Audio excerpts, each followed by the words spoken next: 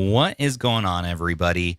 Stubbs here from the old retro handhelds. That's the place we're at. You're back for another After Dark episode tonight. We're going to be chatting with a good friend Michael Benny, and Mr. Andrew from our team, and we're going to look at both this crazy price jump for the Steam Deck. Also, look at these rumors over at Computex. I'm going to be flying out to Taipei, Taiwan tomorrow and be covering that with Rob and Russ and the dudes. But in the meantime, there's been a whole bunch of rumors and leaks, and we're going to just talk about that. And also, like, what handhelds does someone travel with if they're flying like 20 hours or something, you know? So I got my bag packed, so I'm happy to share that too. It should be fun. And actually, in a twist of events, Mr. Michael Benny of Retro Lunch is going to be helping us host tonight. He's got some things prepped and kind of guide us through. Mr. Benny, what do you got in the docket today for us? I've got a lot of jokes, but I like jokes. But I usually never talk for this long. So let's see how it goes. I probably should have brought a glass of water or something. Nah, just wing. That's what we do. I have been known every now and again to crack open like a tall can of Sujano, but there's a dangerous thing that I learned, which is that if I have one, I'll break out of my shell, right? I'd be a little bit more loose with my words. Two, my jokes start to get a little bit more mean. After three, you and I are having long conversations about how they are destroying the country. Well, I'm game for whatever you want. All of that. Do you have a cold Sujano with you, or no? What are we doing?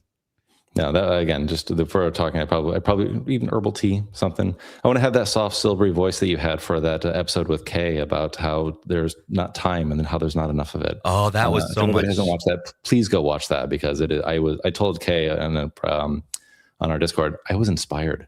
I wish I could do that. Really, man? He did such a good job on that. It was a fun collab. I didn't know that anyone watched it, though. I hadn't heard feedback about it, so that's thank you. That was a fun collab. We got to narrate, help write a script all about. We don't have enough time as adults to play games, but yet there are ways, and there is still wonder to be found in this hobby, even though the freaking prices are through the roof. What is this? Freaking Valve is coming in here, and they're saying, you know, we thought the Steam machine might be reasonably priced. Now I'm thinking not so much. They went from $650 for the top end OLED model up to $950. Hey man, this is just crazy. This is just how much stuff costs now. You know, next thing, old man, you're going to tell me about when gas used to cost a nickel. You can't just say that. You can't just say, "Oh, this is what things cost now." We can't. I tried to say that to myself too. I was like, "Oh, AI, this is just how it goes now. We got to lay off." But there's things that could have been done. This is a bold move, Cotton. You know, we're going to see how this works out for them. But they over there, and like you're saying, they are destroying the country, as in Valve. Mm-hmm. Because they're giving the other brands permission now to raise their prices. That's what I feel like. How do you feel? What are your feelings inside? Multiple. So a couple of things. I will say, yes, I condemn this. I condemn this. How dare you? How dare you? With that said, we have alternatives. Remember, for a while, it was the Steam Deck and the Win 600, and you had no other options. We have the beauty now of options. And now you have the Steam Deck refurbed as an option, but they're all sold out. Even that, though, got raised in price. You're looking at $760 for the 1 terabyte OLED there. I, for a split second, was going to pick one of these up, and I said, nah, I'm not going to enable this. I get it. Parts cost a lot of money, but I feel like there could have been a different strategy. Like, well, what's the play here? What is the play? I am not. A couple of things that are going on. Okay. And some of this was stated in private chats, and also with Too Loud and folks over on the Safe State podcast a little bit earlier, because of course this is the big topic of the conversation. And right. For me, it's some of this I think is in preparation for the Steam machine, and the fact the Steam machine is not cheap. I mean, the controller came out and it was about at least $20 more than I think we anticipated what we thought the highest cost would be. The raising of the price of the Steam Deck means that the price of the Steam machine, which will be high, is almost a little bit more palatable, because we've already made our peace with, well, I guess this is just how much stuff costs. The other part. because you can get an Asus ROG Ally base unit with about the same equivalent power of the Steam Deck for $500. About half the price. If you go open box, absolutely half the price. So keep in mind how AYN is, AYN with the Thor and the Odin are being a little bit more transparent than companies typically are. These things goes in batches, right? They go in waves. It could be that they have simply sold through the batches that they had, and the thing which devil's advocate, I am open to the hate. Bring it on. What I will say is, y'all are lucky they're still producing Steam Decks, because this is just the cost of parts. And you could say it's not a good value, and I would agree with you. But there's a couple of things that the Steam Deck does, which even the stuff which runs SteamOS doesn't do, which is the trackpads. Now, I enjoy the trackpads. But I could live without them. I use them every now and again for navigation. I have never once actually used it in a game. We can save money there. Yeah, and part of me is actually even concerned about using the Steam controller because I don't want to accidentally touch the trackpads right when I'm playing a game. It feels like it could be right for your palms to touch it. I was told by people who have played with one that it's not a problem. But yeah, the values aren't there. The other thing to consider is that, in my opinion, I have no insight whatsoever. I feel like Microsoft took the Xbox and Asus took the Xbox-like strategy with the Xbox Ally X, and that's why they're able to maintain the price, which is that they bought their minimum order quantity, the MOQ, really, really high. They overproduced.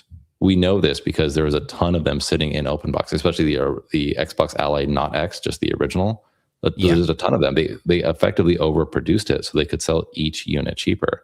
And I suspect that there's still a ton of Ally X's still out there, either on store shelves or sitting inside a warehouse. And since they already bought those parts, they may not do another batch because they already overproduced batch one.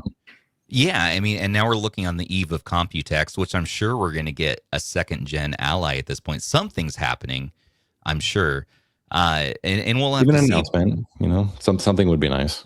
Yeah, we'll know anytime now. But 460, 467, even starting here to $450, half the price. It is the same power. Yeah, it is effectively the same chip as the Steam Deck. It's that same 6-year-old APU.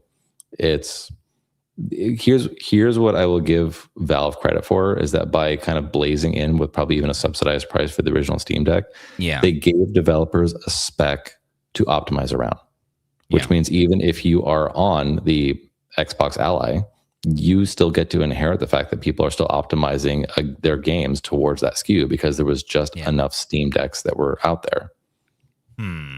We know we heard this with Forza Horizon 6, right? They made sure that it skewed down to at least that, which means you should see the same benefit on the Xbox Ally. Andrew, what are your thoughts on all this? I haven't heard from you on this one. I'm kind of in the camp of I'm surprised that they're still making them, because they were out of stock for a while. Yeah, I thought they were done. Maybe prepping for Steam Deck 2. Yeah, that's what I originally thought. But that was also, I think we started seeing stock waiver before Ramageddon really started hitting us. We had heard rumblings, but it wasn't in full effect yet. But then that just all got thrown out the window with, Valve said no, we're not working on it yet, or we're working on it, but it's not there yet. Whatever, they're waiting for the right chip. And I applaud them for that, because this is a platform. We always said, from RDNA 2 to RDNA 3, minor spec bump. You go from the 680 to the 780 to the 880, minor spec bump. You jump into the HX 370, minor spec bump. The only thing which felt like it was a generational leap was the HX 395 AI Plus. But you're also talking about what is effectively like a desktop class chip with desktop class power requirements. Yeah, right? It's going to be and so also, much money. Also the money. I think I think ultimately Valve would want to put the 395 in it, but it's way too expensive for them. Even Ramageddon notwithstanding. Or wait for RDNA 5. The thing which I will actually give Valve credit for is we don't know how much RDNA 5 is going to cost. It could cost even more than what the 370 or the 395 costs.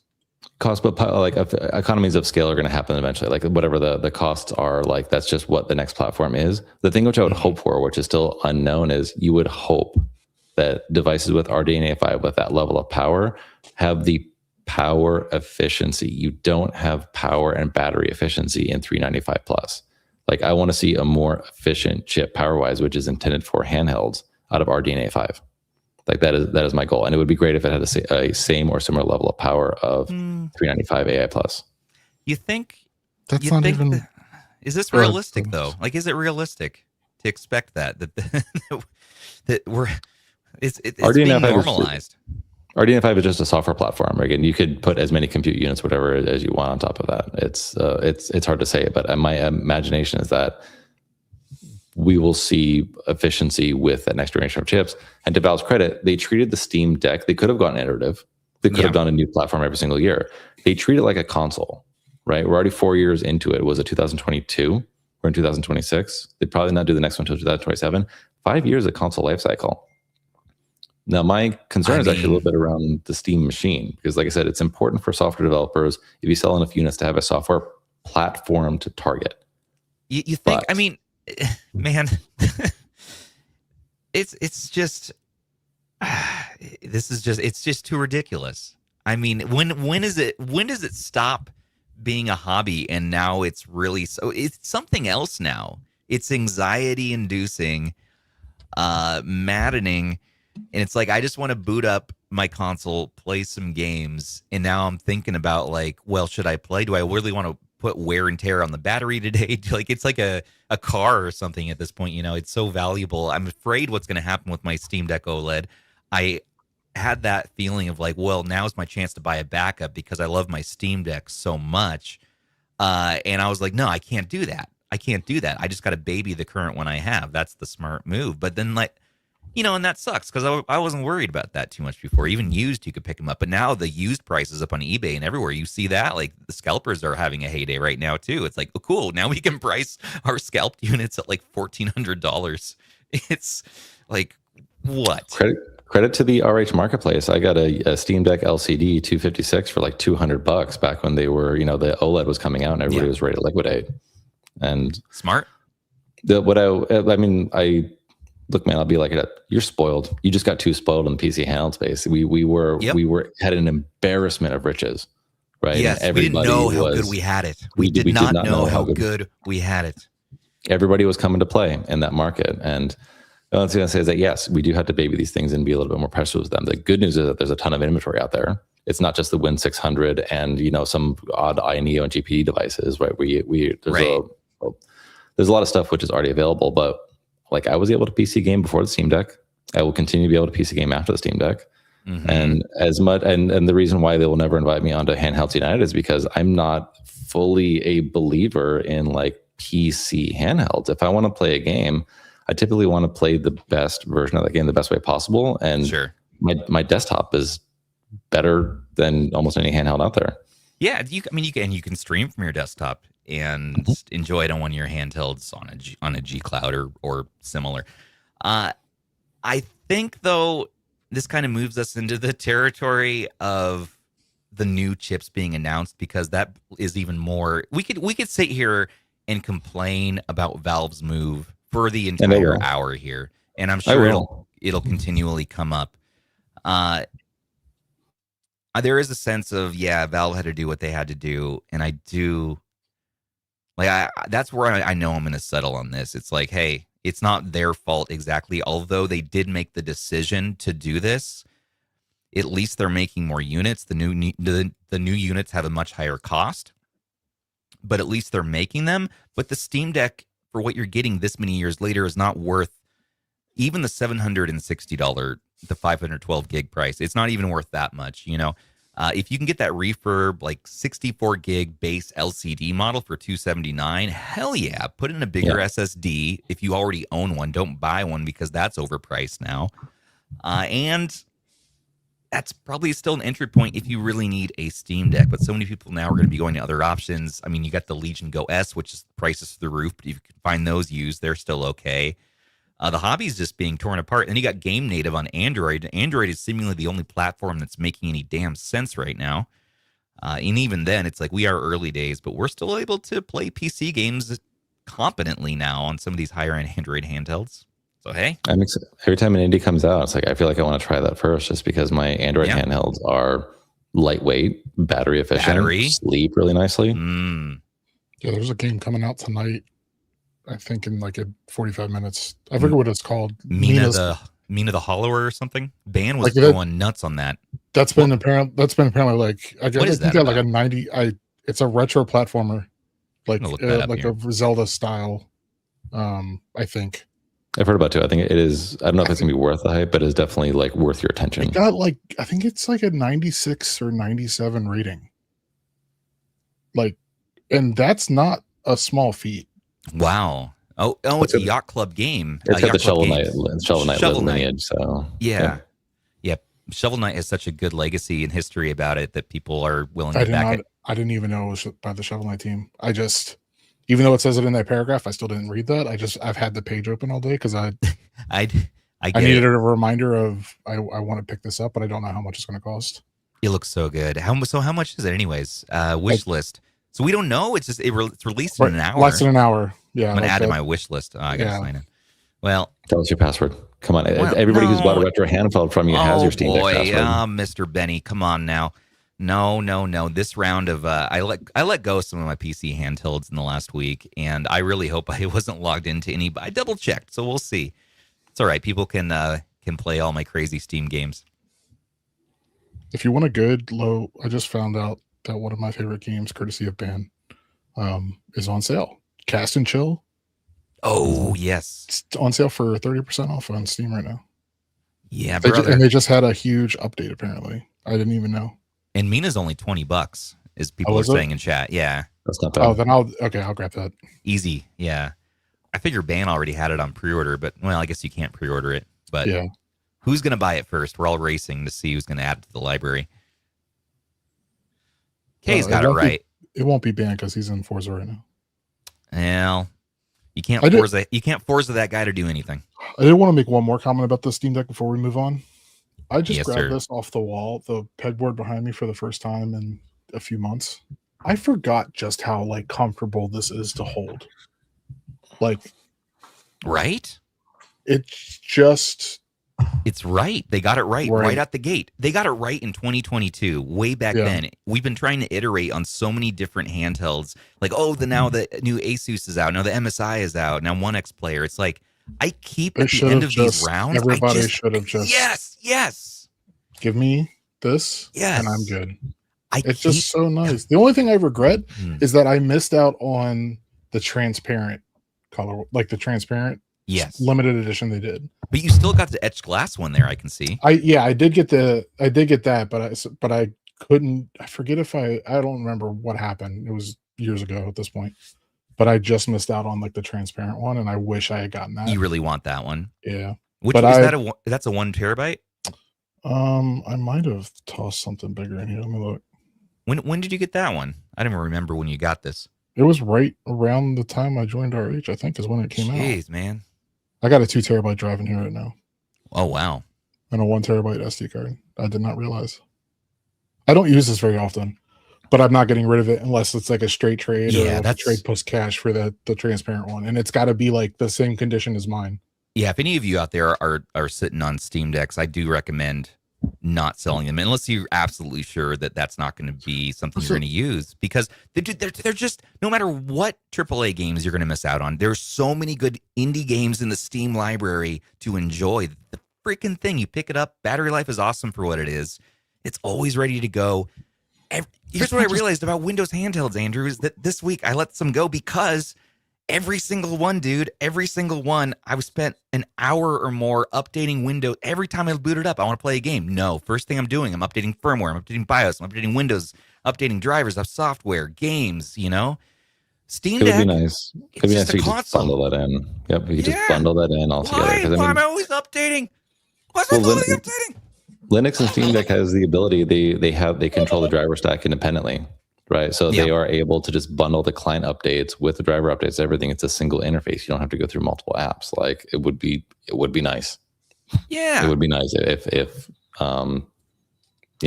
everybody could consolidate on that for Windows and for other platforms too. I just said, forget this.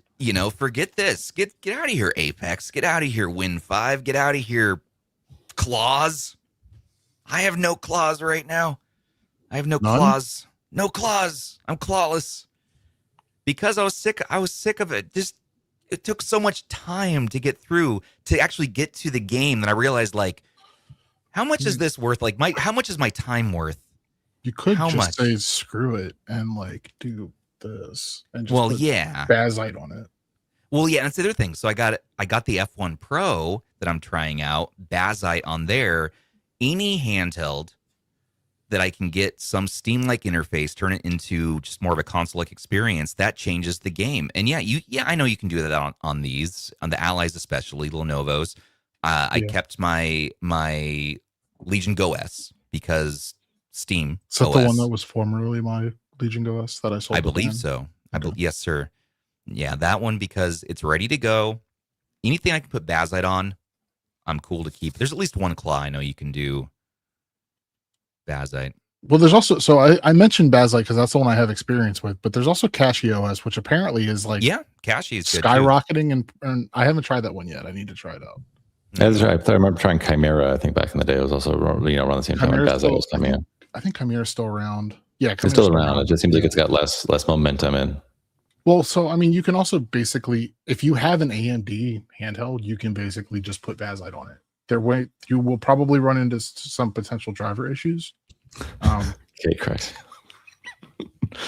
I mean, time is one thing. The other thing is just like friction. If you have the momentum, even if you have the time, the momentum it takes to just pick something up and start playing. It's one of the reasons why I just enjoy like the budget handheld space, especially things like anything like OneXPlayer X where you turn it on, your game is already ready to go. Is because time and momentum. The more time I spend updating, the more time. I don't know if I have ADHD, but I just get easily distracted. Like, oh, I'm going to go put this down, and then I'm going to go walk into another room, and there's three more things that I have to go pick up, and then If you're in this hobby with us, you have ADHD, and we have one of the D's, anyways. There's I got a big my arc is right back there. Just oh no, did you do that? Somebody did that. Well, good night, everybody. Thank you. Thank you for joining us. This was fun. Bye. Well, while Stubbs is gone, I did want to say one last thing about the Steam Deck, even as it relates to the Steam machine coming up. Oh no! Every time. Continue. Sorry. I think Sony's hiding back there somewhere, just pranking us. He's in Japan. I saw him editing the podcast on the plane on his F1 Pro.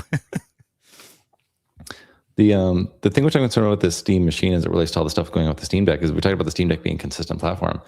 If the Steam Deck 2 is not going to be the same platform as the Steam machine, then what are developers going to target? Because now you're talking about 3 different platforms we could optimize around. If they don't still sell enough Steam machines, because the hardware is old, then it's going to be a fine desktop PC, but I don't know if you're going to get the same benefits as the Steam Deck, where you're going to get games optimized specifically for that platform.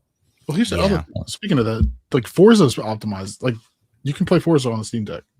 On the Steam Deck, absolutely. They sold enough of them to make it worth their time. I'm okay with a chip from 2022, and I'm okay with the lower power hardware.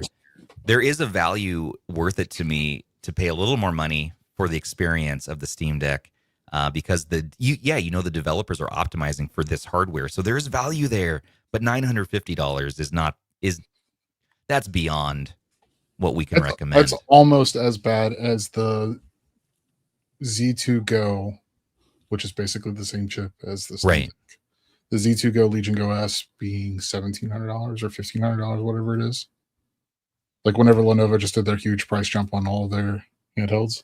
Bird of Art has given us permission to like Valve. It is okay to like Valve. I love Valve. I don't blame them at all. It sucks, but I don't blame them.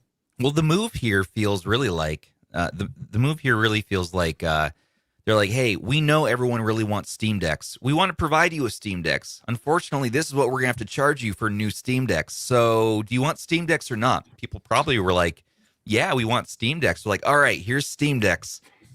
This is what it costs us to make them, and we're gonna make some money back from the software you buy from us, but we still have to charge you for these parts. I think it's them softening the blow before the machine. Yeah, you're right. What do you think the machine's going to be at? 12. It's starting at 12. I was thinking 12, 13. Yeah. And you and Linus and everybody else are going to say, I built a Steam machine for half the price. Dude, I'm not doing that video. I mean, a certain creator in the space has already done like 50 of them. Nah. I'll ask him about that in a Oh few yeah, I days. forgot. Whoops.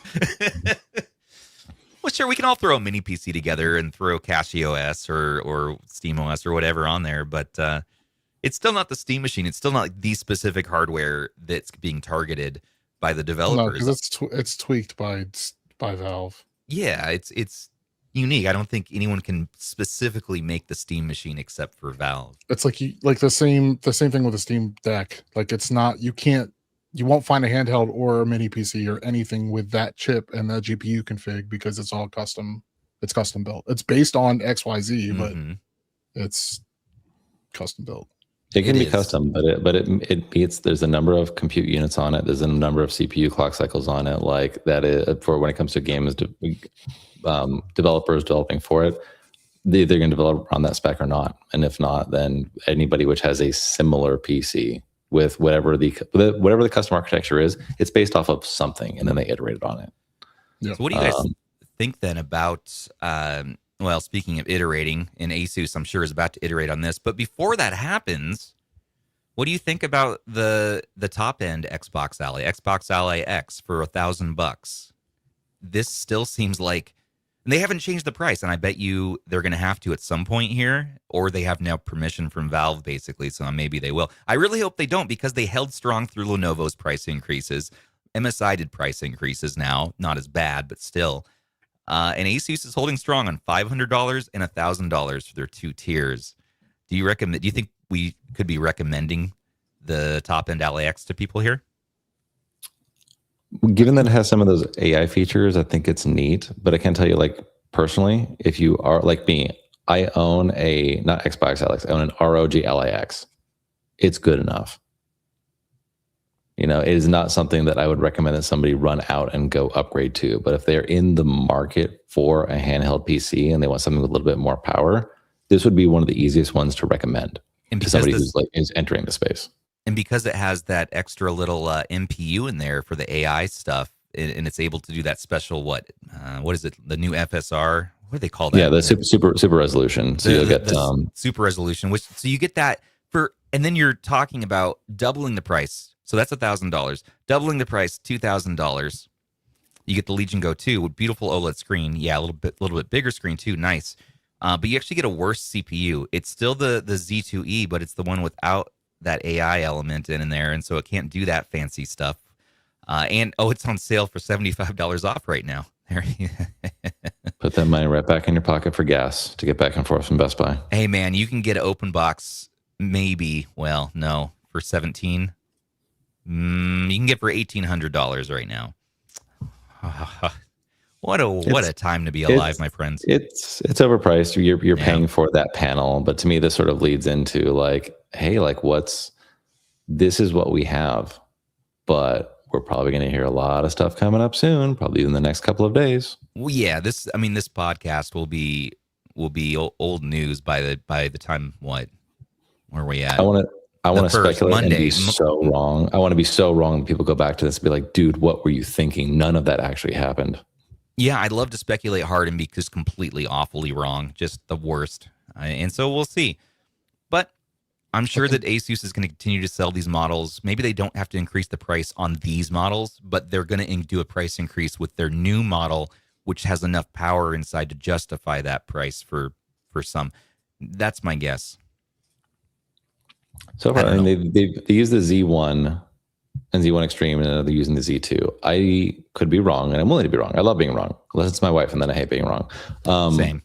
What I don't think that Asus has done a gaming handheld, which has like the classic driver system, like the HX370 or like the 680 or like any of those ones which has like the classic drivers. They've always used those custom chips, and so if they come out with something new, like there is no Z3.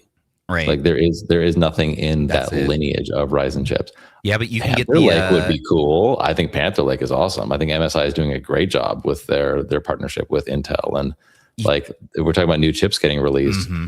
Panther Lake is out there, but new devices coming out, that feels like the exciting thing to see. Let's talk about Panther Lake in a second here too. But look at this. Now MSI has their A8, which is their Ryzen Z2 Claw and Z2 Extreme, and they have the green version available today. I forgot today was the launch day for that. So it's still in stock. Surprise, surprise. No one. Call ban. He loves green. I know, but $1,200. It's tough. So $200 more for the Z2 Extreme than the Asus ROG Ally, Xbox Ally X, blah, blah, blah, blah, blah. You 1 terabyte, 24 gigs of RAM. Some questionable ergonomics, but it is green. Sure. It is a shame what happened between the AI Plus and the A8. Like, even if they just use the same shell with that ergonomics and put the Intel, put the AMD chip in there, it would have been better. And the Go S here with the Z1 Extreme, $1,500, open box $800. That would be incredible if you can find it for that price these days. Remember when it's like, oh, $600 is too much. I'll try to get it for $5. I remember buying that one for $5 something at one point. And then even the Z2 model, yeah, still spendy, still crazy. If you can find the original ROG Ally, just the Z1 version or the Z1 Extreme, $415 open box. I mean, that's more affordable pre-crisis pricing. Battery prices didn't increase. If you do the battery swap on that, it's a fantastic machine. Runs Bazite real good. You could do that. You get a Thor Max for $630. That's not bad. And check back next week; it'll go up. Yeah. So let's talk about the new chips. You're killing me with this game of Shop Best Buy with Stubbs because, man, I got credit card bills to pay off. You're tempting me. You're an enabler. I am. Yeah, I'm the worst kind. However, that's all old technology in the garbage with it. Look at this. There's new stuff. Remember when Acer was going to do their Blaze Nitro handheld? Never happened. They're new. So Computex. Well, Computex is the place. We went in 2024 last, I believe it was. That's the place you go for the cutting edge, the prototype stuff that we may never see. There was a number of handhelds that just never came to fruition. There was a crazy one by what was it, Zotac, that I was Zotac Zone. Oh, get in the zone. We got the Zone. There was another one though. XPG was going to make one. That's right. Another one that we did not end up seeing at all. But 10 maybe Sunday Dragon. Maybe we're going to see this Acer Predator. And now, why are they calling it the Predator? That's a concerning name. It does have that new Arc G3 Extreme, which is what we're calling Panther Lake. Is there differentiations between Panther Lake chips? Do we get an Extreme, and that's it, or is there multiple tiers? I think their branding is bad. I think there is a differentiation, but it's like a bunch of numbers, like 2, 8, 5, 4. Like I'm playing bingo. No, it's just G3 and G3X. So we get two. We get two. Yeah, G3 and G3. And the G3's got the B370 iGPU, and then the other one has the B390. So it's not like the MSI Claw A1M or whatever. As far as I understand, I haven't done that much research into the ARC stuff yet. I have not looked at it until just tonight. So this is. Yeah. I'm like, I'm just going to go react to this and let's see what's up with it. So we get two. Okay, so we do get two SKUs of it with the lower tier, the higher tier. Do we know the performance difference between these two yet? Too soon to tell. I haven't been able to. I haven't looked. I don't know if there is. I don't actually know if like Intel has formally peeled the veil back completely. Okay. Like I know that they announced it. We're about to find out. Panther Lake was a known quantity. It's the what's new is this G3 and G3 Extreme, which case I think we're still parsing that information. Right. So you're getting 24 gigs of RAM. They're being mostly generous with the RAM at this point in the game, and you get 8-inch screen, which I love, 1920 by 1200. So it's 16 by 10. I wonder if that's the Claw 8 screen and it's an IPS panel. The Go S. Oh, it is. It probably is that panel. I forgot to add that in the spec sheet. 120 hertz. Supports VRR feels very potentially deceptive. Either it has VRR or it supports VRR on an external display. You get so I was also reading that off a spec sheet, and a lot of those spec sheets are just like as boilerplate can get. Right. These are probably not the finalized perfect specs yet at all. You do mention battery difference. So the lower end, just like Asus with their allies in the last gen, you're getting two different battery sizes here. You get a what is this, 60 watt hour for the low end, you get 80 watt hour for the high end. And 80 watt hour is going to be good. The ergonomics look okay on this. Let's see what Acer does. It I actually hope looks they better bring than I something to expected. market. It looks better than their Nitro Blaze stuff that they showed off and then never released. Something about that I never had any confidence in, just because they already had the Predator branding well before the Nitro Blaze. And so I feel like that just kind of came out there as a like, well, let's slap an Acer name on it. In the same way that Tencent was going to do the Sunday Dragon, the same way that, Absolute eventually released that handheld as the 3D1. X3D1. Yeah. So they're calling, okay, wait a minute. So there's a Predator and then there's an Atlas? The Predator is their ROG. It's their, like, they have laptops. Okay. And stuff, it's their prefix. So it's actually called the Atlas. It's called the Predator, but they couldn't call it the Apex. That name was already taken. It's already taken. So it does say it offers variable refresh rate, 48 hertz and 120 hertz. So it goes between those. Native landscape panel. I know I've been complaining about Windows a lot. There is that whole full screen experience, the Xbox mode now. That does make things better. It's a little bit lighter weight. It's simplified. It's focused at least, but you can't, no matter how much you polish that operating system, it's still Windows with all of its Windowsness, wanting your attention on this, that, the other. It wants to advertise news to you about what's happening with the geese migrations, like in the start menu. It's like, no, I booted this up to play a video game, man. Why can't we go all the way? Why can't we go all the way with that? What's up? Yeah, and there's even there's a dedicated Xbox button on the left, and then on the right is a dedicated, they call it, the Acer really, I know Predator has been their gaming brand forever, but their software is called Predator Sense, and it just feels so gross to say out loud and to type. Yeah. It's just, but anyway, it's their take on a launcher. Their control panel. Hopefully they have some TDP controls or something nice in there. Maybe they're X for doubt.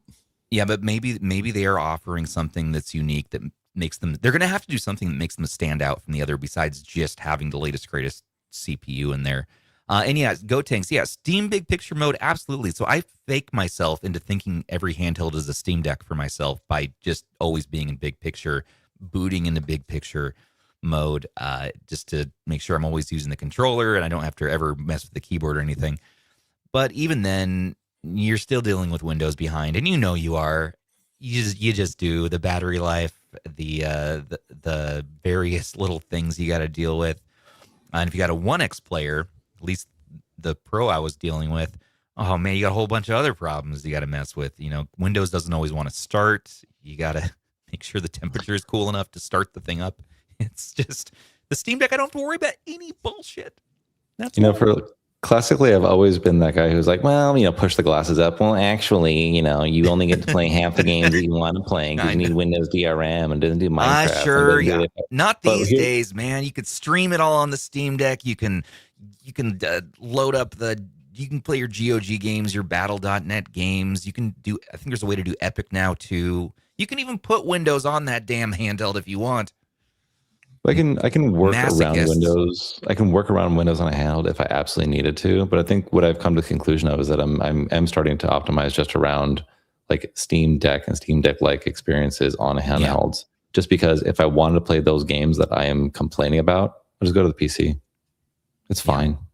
I don't need that on a handheld. When I go to a handheld, I want convenience. And if I'm reduced to just the subset of Steam games, why do you think I've been messing around with the G Cloud, such low powered hardware so much lately? It's because it's another handheld that's damn simple, more simple than any other Android handheld I have.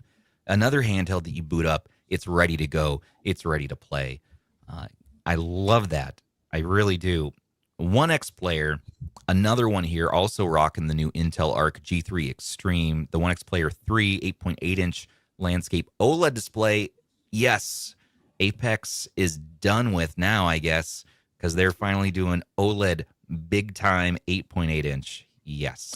I'm happy Intel's making deals. Remember MSI was like their only partner? Right? Yeah. Intel is making those deals now. They're getting out there, and more people are getting on board with the platform, which hopefully will increase Intel Arc GPU compatibility. MSI can't sit in their laurels anymore and just say, "Oh, well, we're the place you come if you want Intel." No, now there's some really compelling, and I need all the brands to switch to OLED screens at this point with VRR, 8.8-inch, absolutely. They also have the X2 Mini as well, so that's another one. And these are going to be making their debut at Computex. I'm going to go track down where these are because I really want to see what other PC handhelds I can turn into a Steam Deck and then go back to my Steam Deck at the end of the day. You know, when they're announcing it, they have to be there. I did look at their official exhibitor list. So I think the company is actually called like One Netbook, you know, or like maybe One they could put Netbook. OneXPlayer, but it did not seem like they have an official booth. But they like if they're announcing this at this time, maybe they'll be at the Intel booth. You know, like there's always these partner booths which have partner hardware. You get 144 hertz here, HDR, VRR, OLED. Holy crap! Micro SD card, mini SSD, just like their Apex. I mean, this thing looks ridiculous. This is stacked from top to bottom. Wow. And sorry, Andrew, what were you gonna say there? I don't remember. I don't either. But look at the OneXPlayer X2. Here's another one. So that's from a month ago. That video is from a month ago. These two handhelds are almost identical because they're both 3-in-1s. Mm-hmm. They both have the same size screen, OLED, VRR, whatever. The difference is that the X2 Mini is more like the Apex. So it's got a swappable battery. It's compatible with that that barrel charger thing. The Frostbay external liquid cooling system. Okay, interesting. That whole crazy thing, yeah. Yeah. But it's using AMD instead of Intel. Yeah, it's using the 395 instead of going with the G3, like the G3 Extreme. So that's the distinction. Like that is the decision point between the two. If you're I love the idea of a 3-in-1. I've yet to meet one which is like it actually meets all my expectations. Like you're almost there. You're so close. It could be so useful, but then it like sometimes just like as a laptop, it's just not good enough. I like OneXPlayer for the fact that a lot of their handhelds do seem to be Bazzite compatible. The OneXFly, brilliant handheld, even with all its quirks. You know, there's just something to having an OLED screen in such a small form factor that's so usable. But only for me, only with Linux. Then Windows is just a nightmare on that handheld.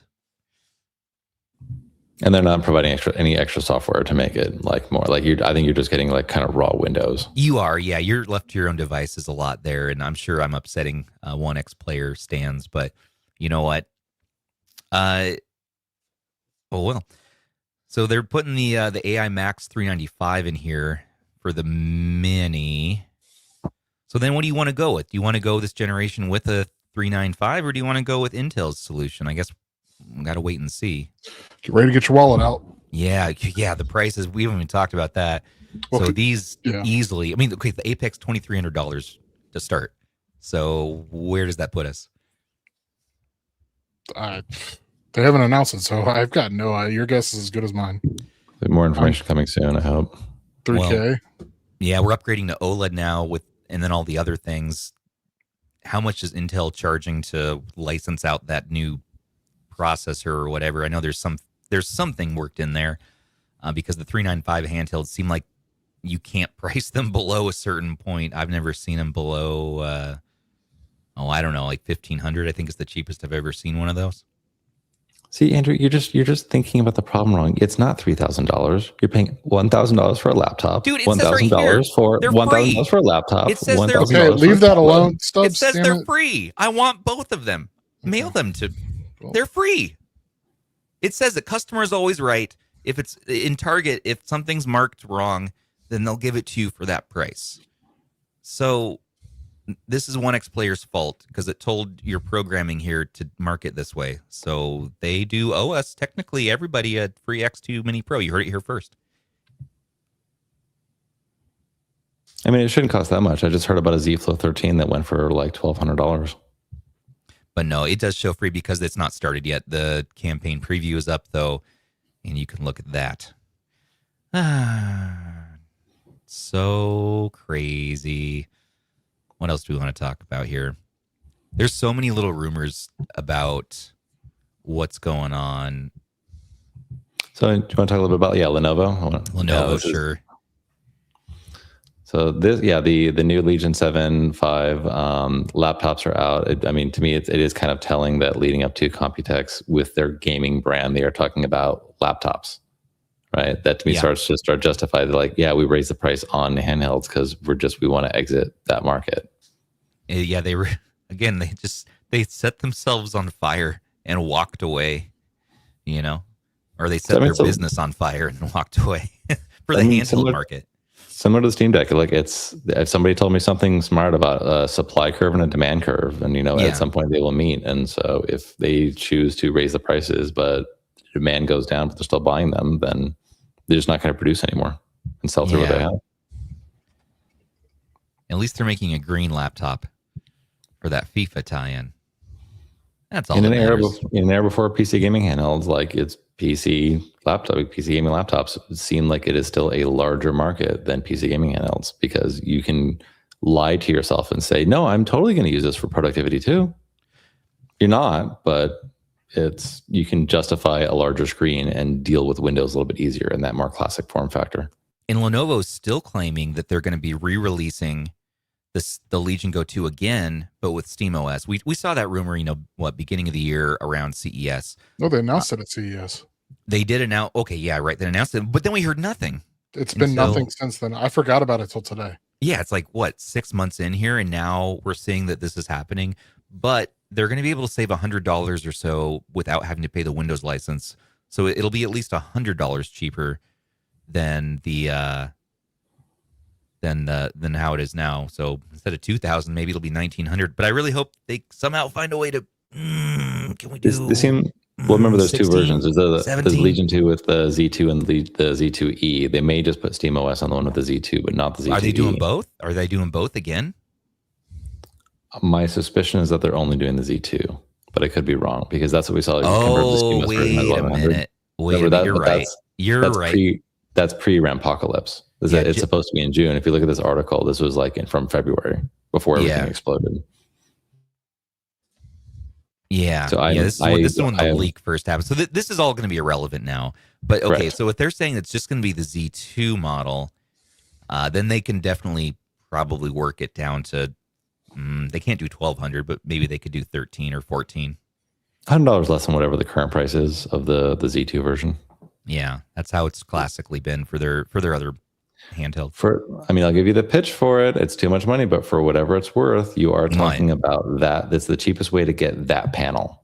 Well, right? The panel's gorgeous. Yeah, I'm upset. So that is one of the handhelds I ended up keeping was the Legion Go 2. However, it does have SteamOS already installed on it. So I'm just pretending it's a fancy Steam Deck.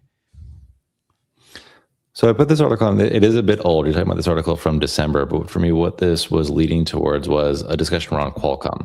So Qualcomm to me is a bit interesting because they're likely to do more with their ARM compute CPUs for laptops, right? Qualcomm. We already saw the Snapdragon X Elite, and then recently they did the X2 platform. I think they're trying to do an X2 Lite in order to do lighter based. But what you're still talking about is ARM based Windows. You're still going through the Prism layer, which is effectively Microsoft's version of FX, or Proton, or like whatever it takes to get x86 running on ARM. Snapdragon C? No, that's something different. I think that is also that was announced today. That is for lighter weight laptops, so like really low cost, like netbook like laptops. That's cool.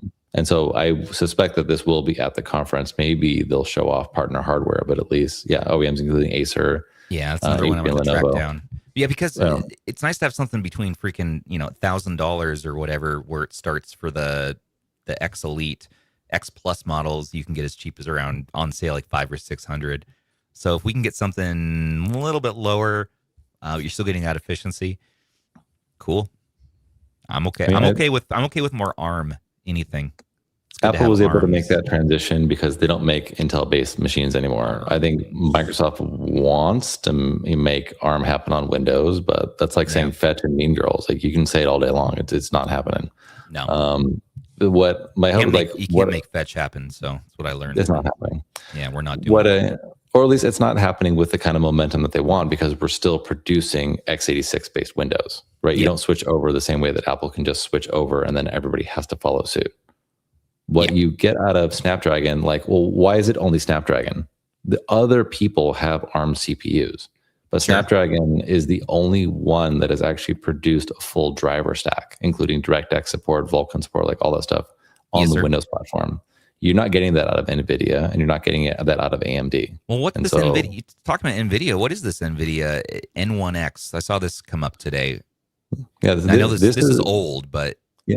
And Nvidia makes, I mean, typically we know them for GPUs. They do make CPUs. There's actually, they even have a platform, I think it was called, I gotta put it in my notes, Grace for the CPU. And then they have a whole platform called Jetson for GPU stuff. And the nice thing about Jetson, and they, like Jetpack is the Linux-based. He's right here. Yep. Jensen Harris. No, Jetson like the cartoon. I know. They knew what they were doing.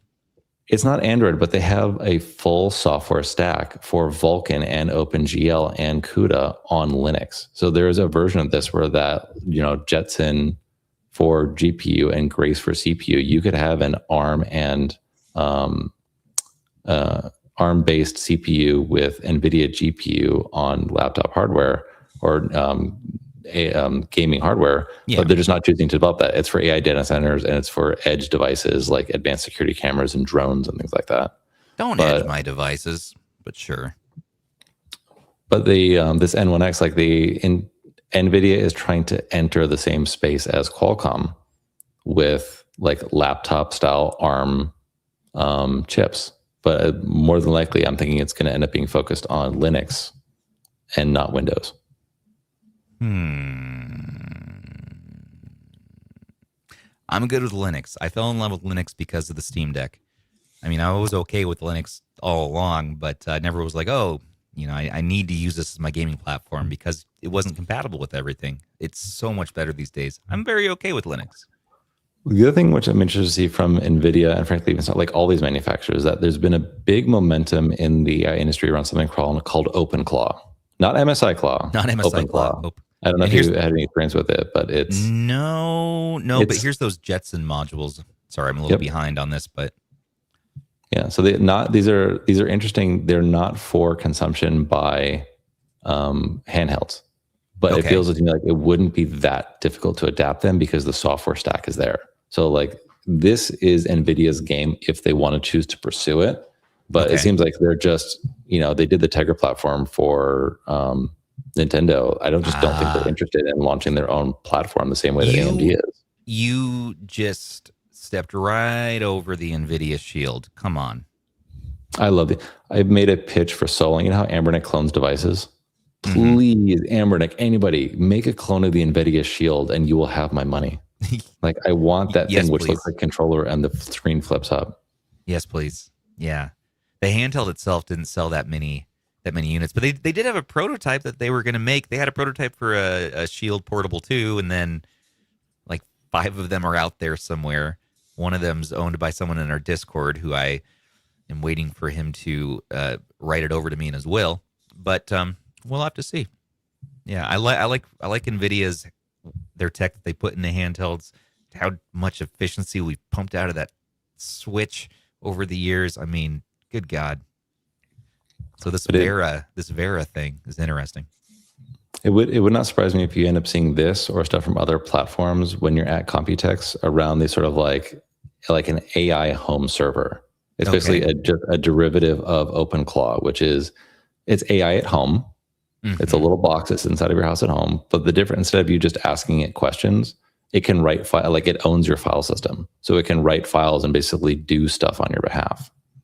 And what about those? Let's see. Hold on. There was the Claw. There's those new Claw leaked photos I want to look at too. I'm sending us all over the place today, Mr. Benny. But let's see here. So you see this thing? Anyone seen this yet? This is like breaking. But this is the Panther Lake Claw. The Panther Lake Claw. It's going to be called apparently the Claw 8X AI Plus CG3 EM. What? I said these names suck ass. I know they do. They do suck ass. But I think what sucks ass perhaps more is the fact that there's a screen hanging out past the handheld. Bother me. Do you not remember the TJD 101? Isn't that what they did? I know, and I'm okay with it on the PS Portal too. I got used to it on the PS Portal. It looks a little funny. I would prefer them to have like stick out the top and the bottom versus just the bottom, but we'll have to see. At least they're putting a giant screen in there, it looks like. And are they doing OLED now? Is that part of the rumor, the leak here from video cards? By definition, shouldn't the AI8 have an 8-inch screen? 8-inch screen. That's a more design aesthetic thing. You could have closed that gap. It's not a bigger screen that justifies the bezel. You look at the specs on the screen, 1920 by 1200, 120. That's the same screen that's the IPS they already have in the Claw 8. They're just putting new chip in there, but they did listen to our complaints and everyone's complaints about the ergonomics of the 8 AI Plus and the A8, I'm guessing, because look, they're giving us a more ergonomic focused handheld with big old grips. I wonder if that's going to feel a little bit better. The 8 AI Plus, the Intel version, that wasn't bad. It was the A8 that had the terrible ergonomics. No, the 8 AI Plus is not my favorite for ergonomics either. Okay. The A8 I like even less. The 7 AI Plus is where it's at in the original Claw design for ergo anyways. Everything else, is up for debate. They're bringing the same D-pad over, though, from the 8 AI. It looks like here, as long as this is an actual product shot or final, we'll see. It looks like the same buttons from the 8 AI as well. Buttons, those buttons are pretty solid. I kind of get over what AG Ika Mike said in the chat. It looks like it says clam instead of claw. It should not say clam unless it's a clamshell. That's not fair. Oh man. Oh, it does look like Nixie grips. Yeah, it's a tablet with Nixie grips. Good call. Oh, Mina the Hollower just dropped. All right, everybody. Well, let's. Yeah, well, my bandwidth is going to drop. So I'm going to go download it, I guess. Oh well. I mean, I want to see more Intel stuff. And I know they've already been the partner. It would, they kind of have to do this. Could you imagine OneXPlayer releasing Intel and then like in their main partner with MSI not releasing one? Like it has to be done. Yeah, it does. It does. I wonder what else we're going to see at Computex. We're also going to see a bunch of really weird, random one-off brands that are going to introduce some handheld designs. I bet you just like last time. And some weird prototypes, right? Like fold-up displays and stuff that will never actually make it to market. I'm gonna bring my my Digi-Osmo Pocket 3 and capture some good footage for us to repurpose and utilize. Andrew, I'm gonna try to take the best Andrew-like photos I can. I'll even bring a good camera just for you, so you can have some stuff to work with. Is it CES or Computex, which has the salacious adult toys also featured on the show floor? Oh, both. I'm pretty sure. I can't remember real well from Computex. There was both tend to be a blur for me. It's just a lot of people, a lot of technology. It's so much dopamine exploding in your brain the whole time that it's tough to keep a lot in. That's why you got to document as you go, and then look at the end of the day, be like, oh right, I saw this. Oh, that was cool. This was cool. Okay. I figured that was more of a Vegas thing. I've never heard of any Americans traveling to Taiwan for anything salacious. Yeah, I don't remember. Nothing sticks out in my memory about salaciousness. There's no crazy dildo games or anything like they made you do at CES, because that's a Vegas thing. That's just what you do in Vegas. You play dildo Angry Birds. All right, I just said the word dildo 3 times on the show. 4. The first time. That's the 4th. I'm going to stop. So going through my notes, I think that is most of what we covered. MSI, we covered Lenovo, Qualcomm, Intel, AMD. Like I would love to see some AMD. They have the HX 470 platform, right? So in theory, there is another platform beyond the 370 which could get some attention, but they're already so focused on the HX 395, HX 385, and then you got the 88 and the 92 variants. And from everything that I've been told, especially by the folks over on Handhelds United, thank you, GG, skip the 92, skip the 392. It's not worth it. Okay. 388 might be fine, but 392 just for the balance of that machine, it's just improperly balanced. Rob, I'm not showing the footage. There is footage that exists of. Anyways, I'm not. No, we can't. We're gonna get canceled, Rob. Now, come on, we can't show salaciousness. It's pickles, not dildos. Right. Whatever Stubbs has said is wrong, and don't listen to him. Rob has never been more correct there. That is exactly right. You know what's upsetting to me, though, Mr. Benny and everyone out there, is the fact that we're waiting this long in the game for Intel to release a handheld-focused chip. I don't know why it took this many gens to get there, and it immediately makes me upset. Mina. Oh, you got Mina loaded on your Win Mini? Yep. That's a Win Mini, right? Yeah. Yep. Traded with Ban. Do you like it? So far, yeah. It's quite nice having a laptop. I don't like the skin. I want to change the skin to something else. But it's can you just tear that off? That's just like a carbon fiber.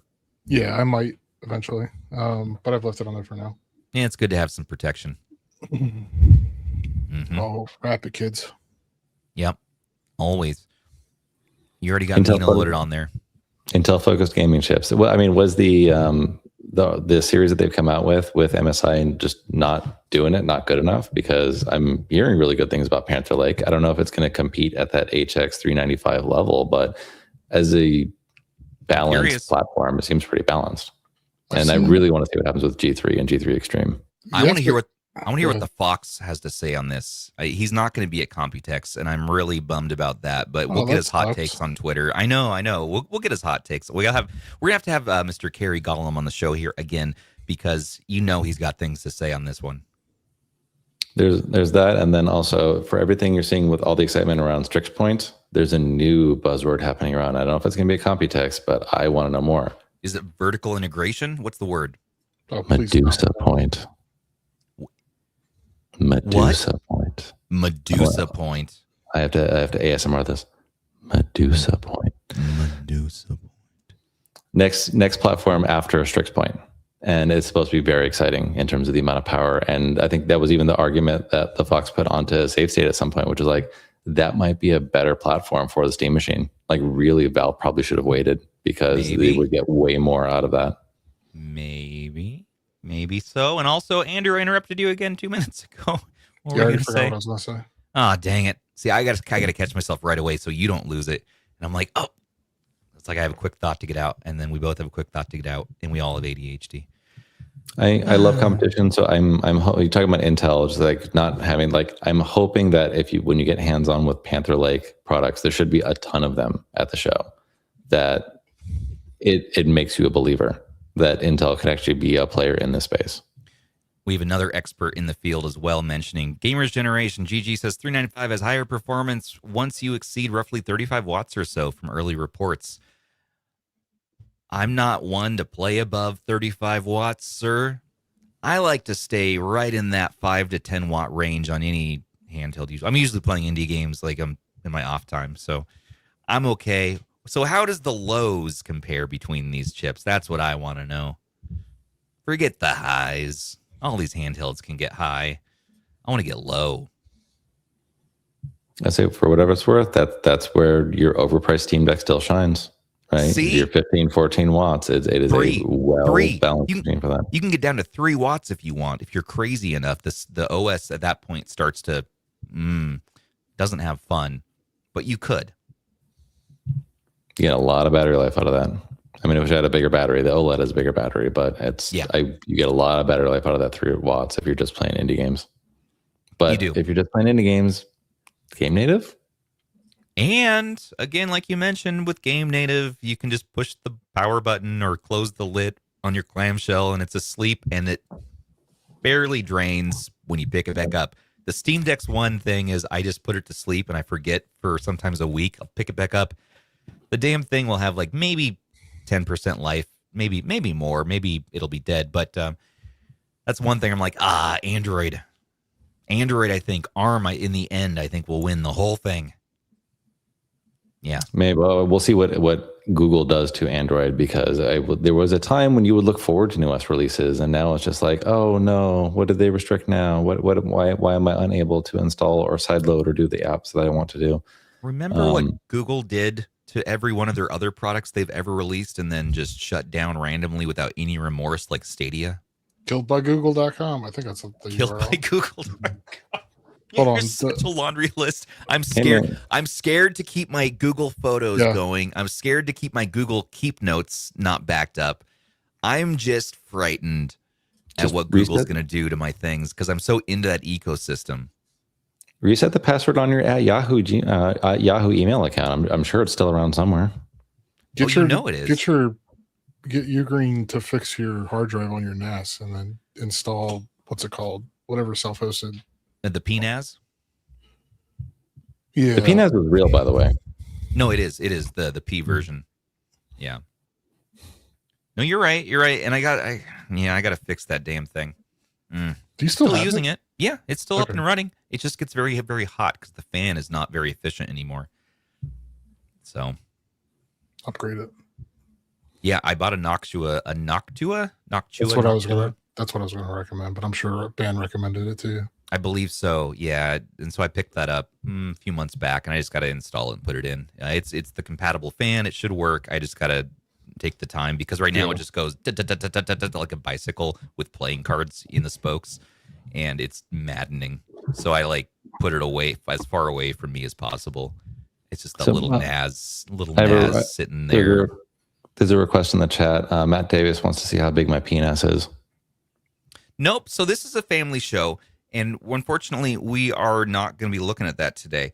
However, we are going to talk about what handhelds such a person might take on an airplane when they're flying a really long distance.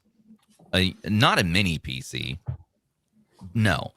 But if you wanted to know, I always bring 3 handhelds when I travel. I bring something pretty powerful, something mid-range. So it's usually like one x86, one Android, one Linux budget thing. Let's see. What did I decide on this time? That's in the other room. I'm very this is a long play, so battery life is a concern. Yeah, so anywhere from 15 to 20 hours. As far as a straight shot from my Seattle flight straight to Taipei, it's going to be, I think, 14 or 15 hours. And then, I got a layover from Portland and some waiting time. So I think total trip is like 20 hours. A Steam Deck. So the main handheld I'm bringing and I'm loading up with everything is my Steam Deck. I love my Steam Deck. It's so low stress. I know that it's going to serve me well, and it's just ready to play. I got emulation loaded up on there through EmuDeck. I got streaming if I wanted to do it. It's ready to go. It's set up with GeForce Now. You can do that. And I'm going to get Mina the Hollower on there thanks to Andrew's awesomeness. And yeah, I really wanted Bond 007 First Light on there. I played Rob's copy last night till way too late, and that is the freaking best AAA game I've played in a while, man. It sucks you in. It's very linear, but it's so well done that it's so good. And it even runs competently on the Steam Deck. However, for whatever reason, it's now not working, and it says I need to buy it, and it actually deleted my save file. So I'm very upset. Rob, what did you do? Did you refund it, Rob? Let me talk to Rob for a second. Rob, let's have a heart-to-heart. Thank you for spending $70 on the Steam Family Library so that I could play 007. Oh, you were playing it last night and it kicked me off. Is that what happened? Well, then it deleted. Then it said it can't seek my save file, and it said screw you. It's like go buy the game. Even today, I went back to go try to play it again, and it said no, nobody in your family owns this game. You will be paying for this now, and it gaslit me. And I know it's in there. I know Rob's keeping it from me. No, I took back ownership because I want to play it. Is that? Oh no. We've never actually ever had a dispute amongst the family over who gets to play what game, who gets to use the game. This is the first time, and it's quite an experience. Rob piece.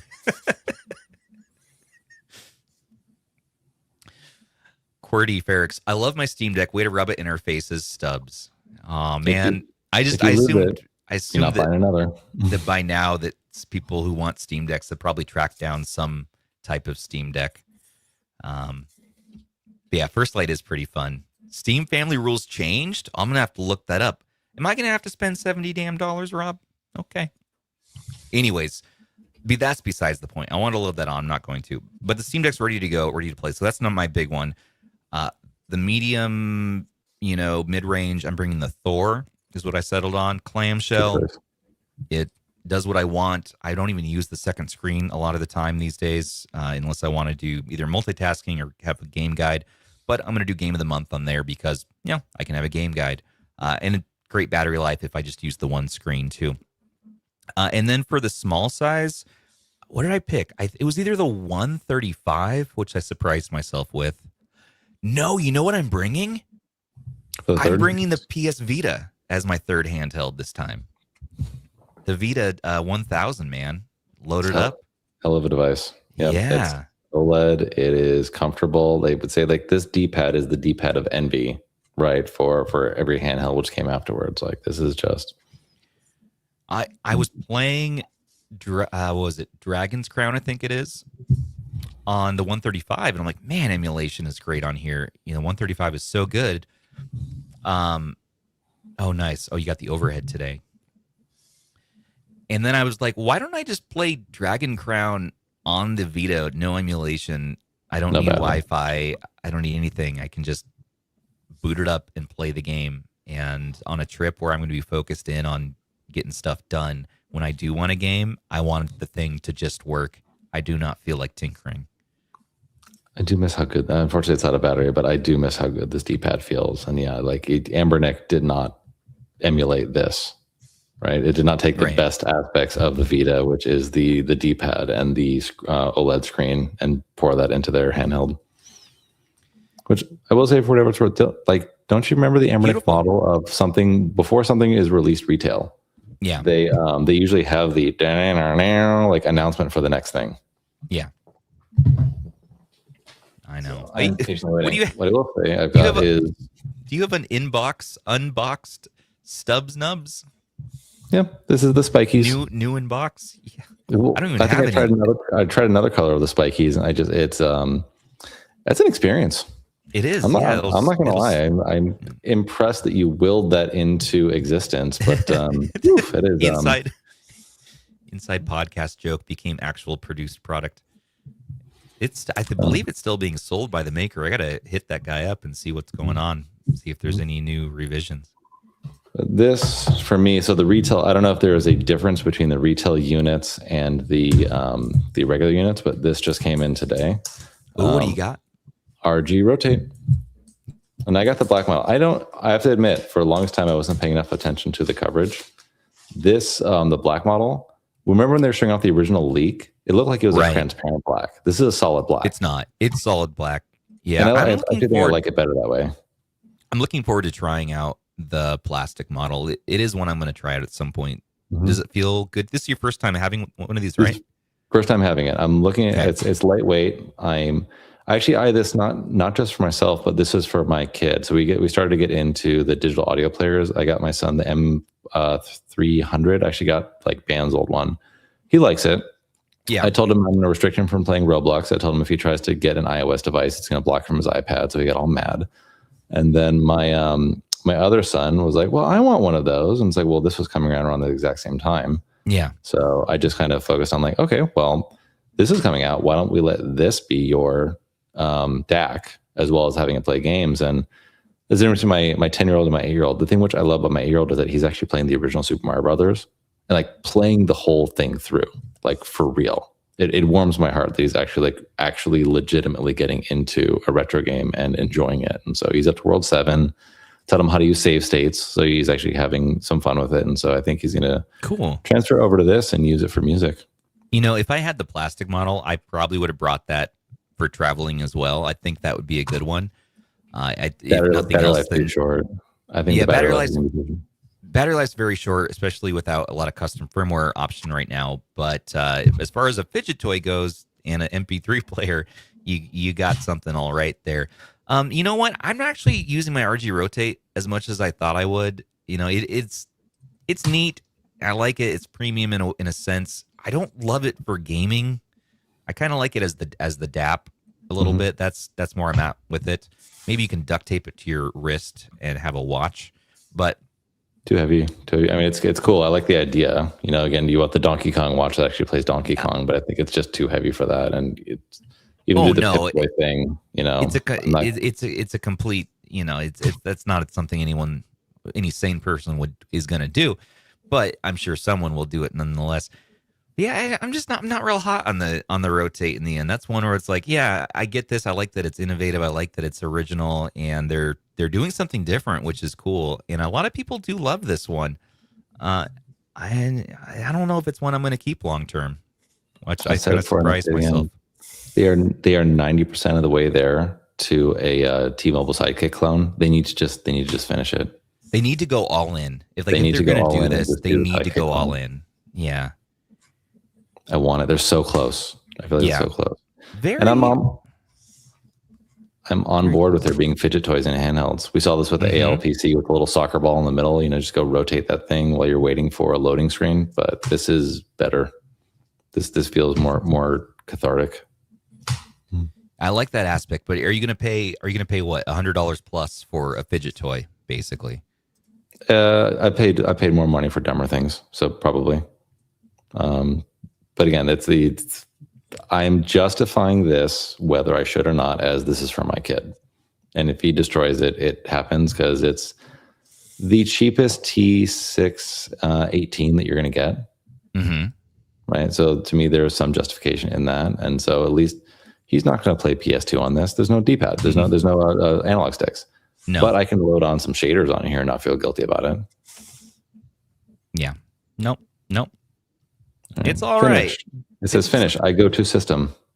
It's not bad by any means. It's just not ghosting on the screen. There's some issues with it, but yeah, you got a little ghosting on there, right? You got a little over sharpening. They're still working out, but God save Gamma. He will save us all. And exactly. Yeah, the custom firmware is the thing where we're going to be eating a little bit better on this one. And I do have one more thing I want to unbox if you have the time. Oh, yeah, sure, man. A little bit unprepared. So this, in all Chinese font, this is the Beitong. Betop Astra 3S. It's like $15 or something. Isn't it like a super budget? That was just the thing. It was $15. Right. And so for that, like, I'm treating this like a Mad Catz controller from back in the day. So like for my own personal use, I use an 8BitDo Ultimate 2. I don't know if we covered the news, but it seems like 8BitDo Ultimate 3 was announced recently. It would be cool if that was at the show, but in either case, that's coming. I believe GameSir will be there. I can't remember if they were there before. We'll check out all the booths. For $15, I was expecting a wired controller like this as this is a wireless controller, right? With all those features is nice. Now, for me, what I appreciate is that when you turn on, it's got like these red cheeks on it. So I'm saying that this has some Louisiana flavor to it. You going to do a taste test for us? No, Baton Rouge. All right, Mr. Benny. That's enough out of you now. Oh, we got red LED lights. That's fun and futuristic. So how does a $15 controller feel? GameSir makes some pretty decent $15 controllers. It does. This Baton is good. It's got the back buttons. It's got something which the Steam Deck controller doesn't have, which is the trigger locks. You get trigger locks for $15. Yep.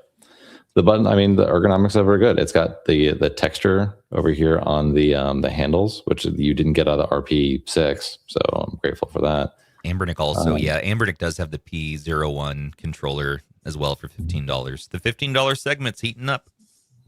D-pad's not great, but it's also in a position where I'm not playing like this. How do the joysticks feel though? The tension on them is good. Are those tension rings that let you adjust tension, or is that just a design? Oh, no way. It's working. I have to go through the manual to go through the fine details, but it does look like there's something here. Get tension adjustments for $15. Well, this was the thing. Was it the handle I was talking about from why am I blanking on the name? Get in the Zone. The Zotac Zone was supposed to have the tension adjusters as well.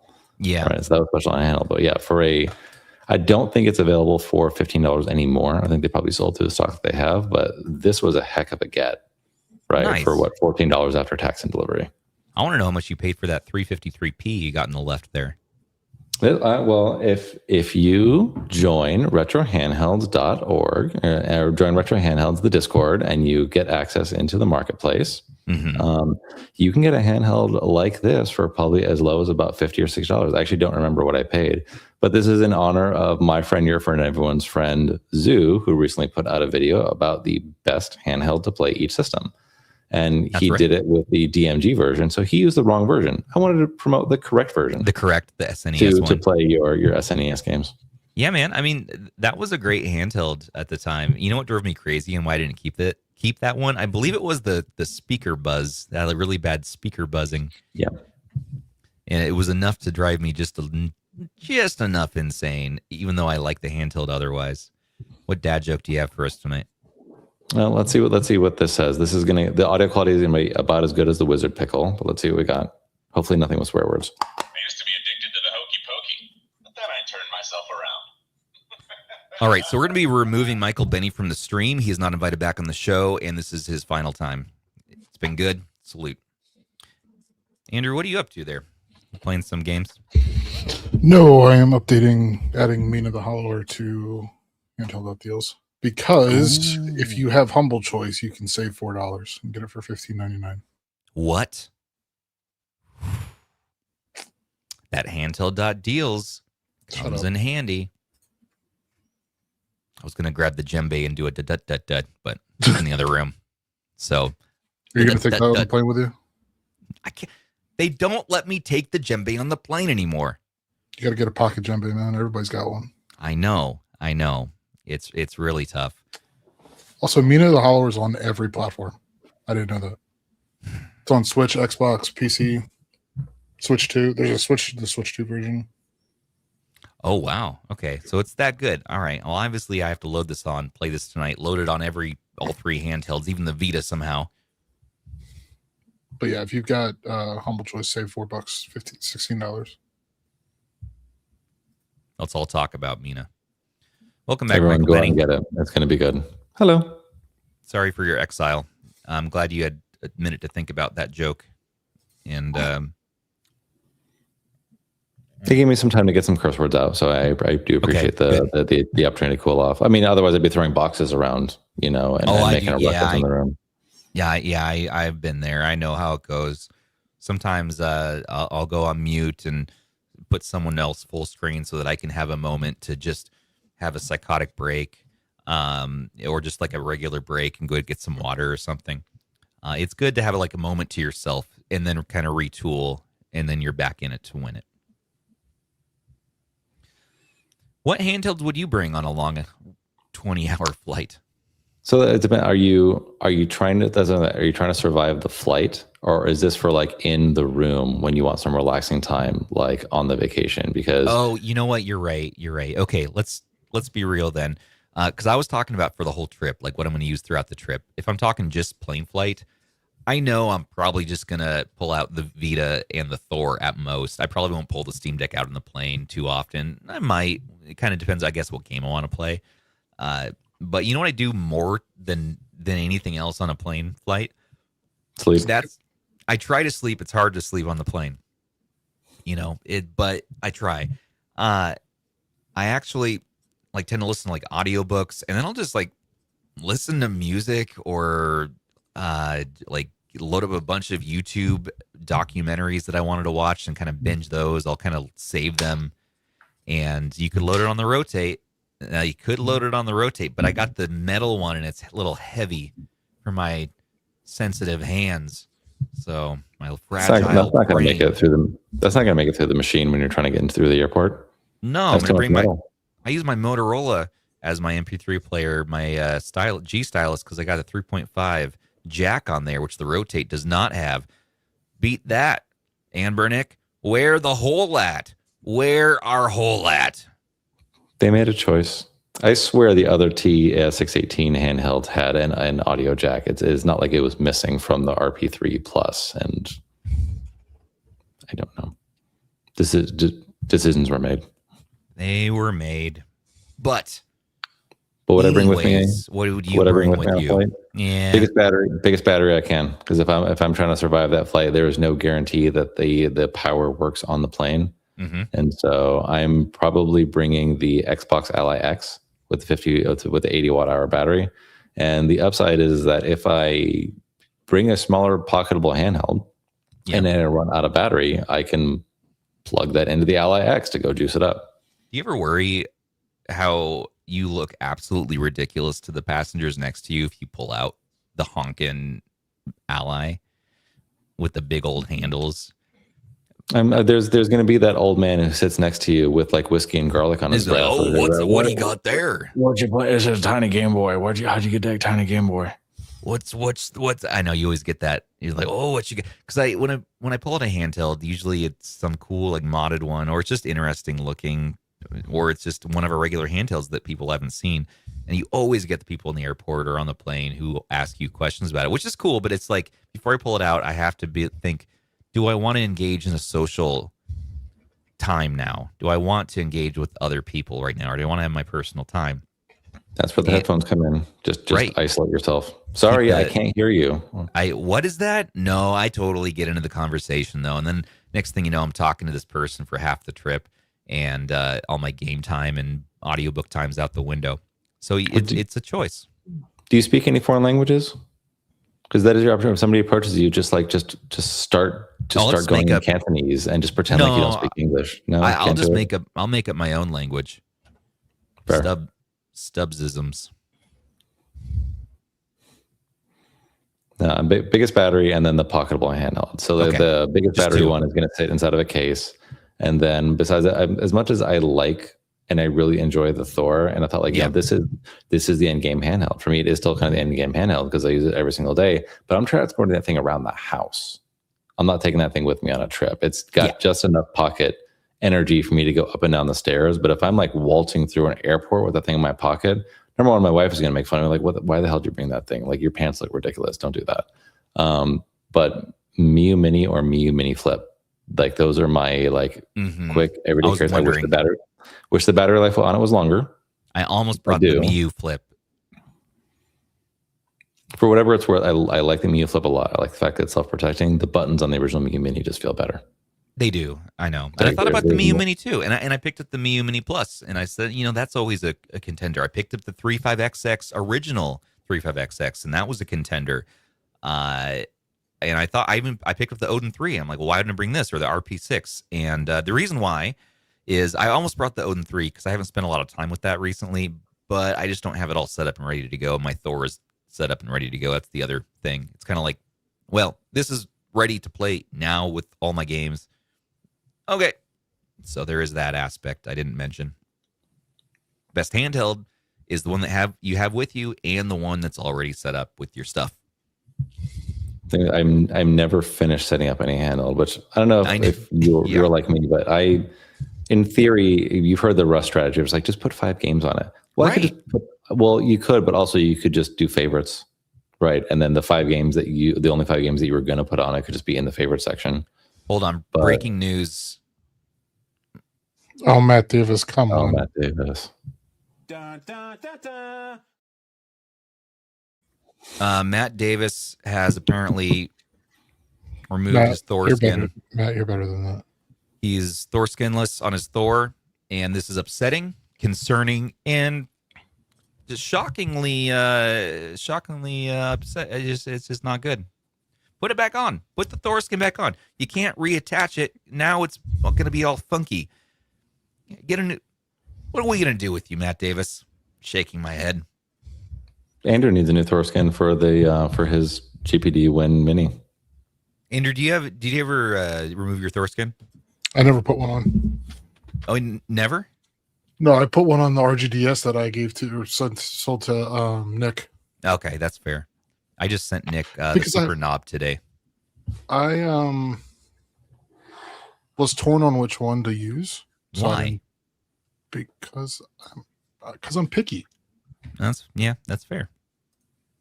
Like it's something Well, I was just gonna say, picky aside, like what would you bring on the plane flight? What do you bring on your next plane flight? Which will probably be, I don't know. It'll be sometime soon.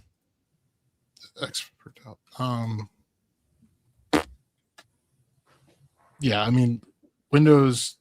So right now, with what I currently have, it would be Odin 3, Win Mini, and I would cheat and bring the Flow. Really? Yeah, but I would use that as my laptop also. Yeah, that counts. That counts. Oh, and yeah, I was going to say I'm also bringing my Surface laptop. And for Linux handheld, that's a good question. Yeah, if you had to pick a Linux, I know there's a few that actually do spark your interest. Yeah, I don't even know what I have because I would sell a bunch of stuff. You're a Trim UI and a MIUI guy. Last I checked. Yeah, I am. I probably bring the brick. Or the brick would be a really good choice. Yeah, I would actually probably bring the brick just because of security, like airport security. Oh, I thought you meant security, like you can use it as a weapon. I mean, you can use either one as a weapon. They're both heavy enough. I really thought about the brick. I did, and I'm still thinking about it. I could break my rule and bring a fourth. It splits the difference between the MIUI Mini and the MIUI Mini Plus really well because it's a 3.2 inch screen, so it's just a little bit lower profile. And when you're dealing with pocket space, like that stuff matters. It does. It's also high res though, which is nice. It's beautiful, man, and it's just the easiest one to slip into your pocket. It's even easier. It's thinner than a clamshell, even most clamshells, and it's just such a good pocket handheld. And the custom there's like Spruce is so good. They're like custom firmware is cooking across. The community just kills it. I can't keep up. It's crazy. Newly Scarab is really good on it. Yeah, Spruce is over. It does all the Portmaster stuff you want to do. Gamma got Nano running on it. He hasn't released it yet, but like he's posted videos of it running on a brick, which is wild. So yeah, Brick's just a good hand. I'm supposedly the Brick Pro is supposed to be announced or like unveiled this month, but we got 2 days. I guess like it has been teased long enough. Usually they move faster than this, which makes me suspect that like something happened to cause a delay. That's my suspicion. Hey, here's something you guys could load onto your. I saw that today too. Your Rotate. Look at this. Somebody made a game in Godot for the Rotate to make use of the flippy. Have you seen any of the controller mods for the Rotate lately? No. I mean, I saw your mod where you swapped buttons out and stuff. Oh, you know, like people are 3D printing controller mods. I'll have to send you the links for them. Well, so the Rotate's one where, like all of Anbernic's handhelds almost, over time, it starts to become awesome. And it looks like that's what's going to happen here too. We'll have to see. I need that battery life, though. That's the main thing that I need to get worked on because I just don't feel comfortable bringing it around because it's like, I'm probably not going to be able to enjoy it for long. For music, maybe, but for gaming, it's going to drain fast. Yeah. But for music, you're right. And music, keep the screen off. You know, we don't need to look at a watch. We don't need to look at the time the whole time. You know, that watch feature seems like the silliest thing of the whole experience. But this looks cool. It reminds me of those Panic Playdate, just like the very unique games that are suited for just that handheld. Panic Playdate's all right, yeah, super unique. Some of the originality in there, the creativity the devs come up with. So I feel like I do want to throw a question back to you. So Computex, Stubbs, what do you? I mean, we discussed a lot of stuff that may be there. What are you personally looking forward to at Computex? Like, what if there was a booth? You get a booth and a bunch of exhibitors. Like, what do you feel like you want to rush to first to go and see? Well, the first place I want to rush to is this mod that Andrew was talking about real quick. And then that's one of them. I'm trying to find the other one. This is the RG Rotate. So they turned it into a cube, a whole thing. So they used one of those cheapo controllers off like Amazon, right? Oh, the Satake 7007 FX controller. It's kind of a perfect fit, actually. I know the buttons are pretty cheapo on that controller, though. But I like what it looks like. Like I like what they're doing here. There's one more. I'm still trying to find it. I will send the link as soon as I can. As long as it doesn't interfere with the ability to flip up the screen, because as soon as you add analog sticks, it feels like there's the potential for interference. Yeah. And if there's also a mod. I also saw a mod. I think it was today, or like it's an app where somebody's using like this other controller mod that I'm trying to find. Yeah. In this app, and it shows your speedometer while you're playing Forza, but you're using the controller pair. I think it's paired to the PC, but it links with the Rotate with an app on the Rotate, so it shows your speedometer in the middle of your hand while you're playing. You're giving me like trauma flashbacks from like second screen experiences on the Xbox One, from about a decade ago. I don't care. I just thought it was cool. You know what I'm going to bring with me in case I run into somebody, even another YouTuber, anybody who wants to do multiplayer. I'm going to bring my little CRKD controller. Mm-hmm. Oh, the Atom, whatever. Yeah. It's color matched to my Thor, and so I'm just gonna. Where in the hell did I put so good? But you were asking me about what I'm looking forward to. I'm looking forward to hanging out with my friends. I'm looking forward to seeing Rob again. I wish I could see Andrew. Even Zoo I'd hang out with again. But good luck. I hope you like the taste of Mallard. I'm looking forward to seeing the people. I haven't seen ETA Prime in a minute, and ask if he wants to come back on the show soon. And Russ and everyone. But as far as like the technology goes, I'm here for the weird. I'm ready to look at some of the weirdest of the weird prototypes. That's the most fun part of Computex. Yeah, we're gonna get the next gen everything. It'll be cool to see. Asus is who's sponsoring, and so like that's why I'm just not talking about any Asus stuff. We had to do that whole NDA thing, but we're about to be in a few days. Don't worry. So I'll be a significant portion of the trip will be looking at everything Asus is doing and going to their headquarters and chatting with them. But when I get on the show floor and I'm set loose to look at everything else, I'm just going to go for the weird stuff, look at the weird handhelds, breaking edge stuff, see what madness is going on, what's been developed in the pickle sector. You are crushing it. Keep up the amazing work. Thanks, Pickle. Don't crush the pickle. Yeah. The prototype tech sounds it's fun because again, some of this stuff which is at we got folding screens out of like a Computex 5-6 years ago, and then all of a sudden it just exploded across phones. So it's you never know what is actually going to get picked up and become the next thing, but that the nugget of the presentation of it from some small company could potentially be the next wave of stuff in your gadgets. Yeah, we might see something huge. However, keep your hopes and dreams in check, because with pricing right now, anything we see there is likely going to be crazy expensive. We can be crazy hyped, like, oh, this looks so cool. Can't believe this. But it's like, okay, what are people going to be charged? Because I would much rather move towards the thought of that's cool, that's neat, that's fancy for the people who need that and have the money for it. But what can we do, in the budget? What's the new budget stuff? Is there any budget innovations? We have more efficiency in the lower end. That Snapdragon C technology, what can we eke out of gaming on that? That is really interesting to me. One of the most interesting things that was brought up tonight. So I want to see, can they add that chip into a handheld? That would be so cool. It's a play. I mean, it's a platform play, but there's a very much opportunity for something like that to be incorporated inside of low-cost handhelds, because low-cost handhelds in some cases are just cheap laptops. All these handhelds are all these brands are vying for who can charge the most money and get the most specs in their machine.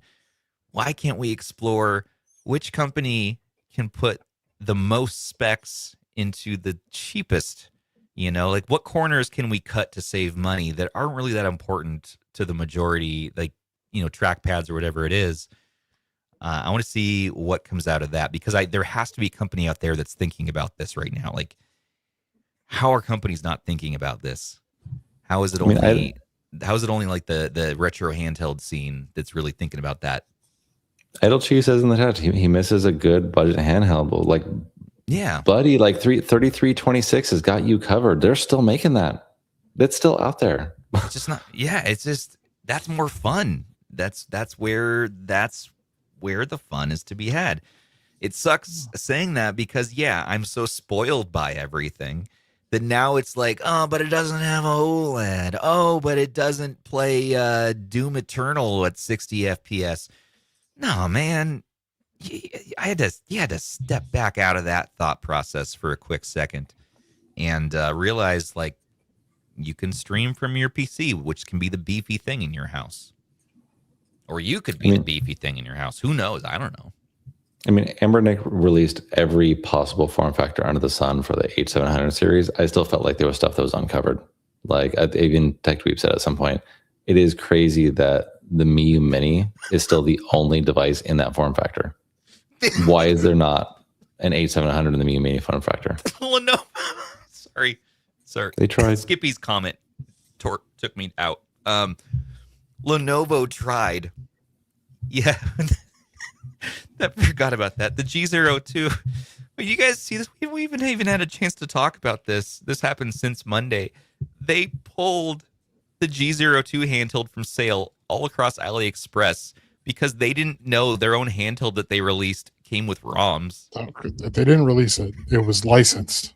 but they still said that's one of our products, but we don't know how. We don't know why shops are loading with ROMs. They said it was one of our products until it was too late, and I was like, oh yeah, no, it's not ours. You're like, now they're like, no, that's crazy. Oh my god, what? How does this? I don't know, man. I was seeing that earlier, and I was just like beside myself. I don't even have one coming now because I was about to finally get one. Now that I was picking out some AliExpress sponsor handhelds for next month, it's like cool. Now I'm gonna get that G02, and now they just took it off the market. You can't even search for it now. I found one listing last night. Oh, you did? After I saw it was like $111 or something. Oh no, it's all right. I didn't even bring it up because I was like, don't, not even gonna do it. we looked at that on the podcast here anyways already, but I'm so they didn't even have the decency to offer to not put it on the system, but put it in that silly downloader app like this, so you can just go fetch it from the side. Oh no, poor Lenovo! I can't believe that happened. It's just another funny little thing that happens in this scene that we're all so accustomed to. What are we talking about?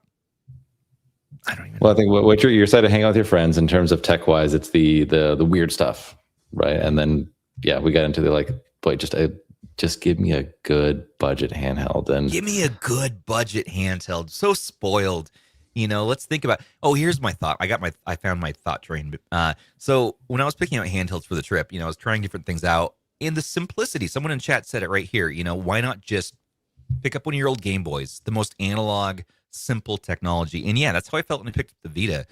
I booted it up. It boots right up. It plays the game. It's a wonderful screen. It's a wonderful experience. I felt genuine joy from picking up the Vita and just playing on it. And it's like, how am I ignoring this handheld for so many years? I forget about it for months at a time, at least anyways. And then you pick it up and it's like, oh, this is so good, because we think about the specs, the performance, all that stuff. When it's like, what is the experience? What is the customer experience? What is the player's experience of the device overall? That needs to be at the top. Steve Jobs, that was always his thing, right? We started the experience and we work backwards to the technology. That needs to be studied because, like, we're in such a crazy time now. Valve was doing it right despite the cost with their experience, and Sony's does it right usually. PS Portal, that can take it or leave, but the Vita, absolutely, man.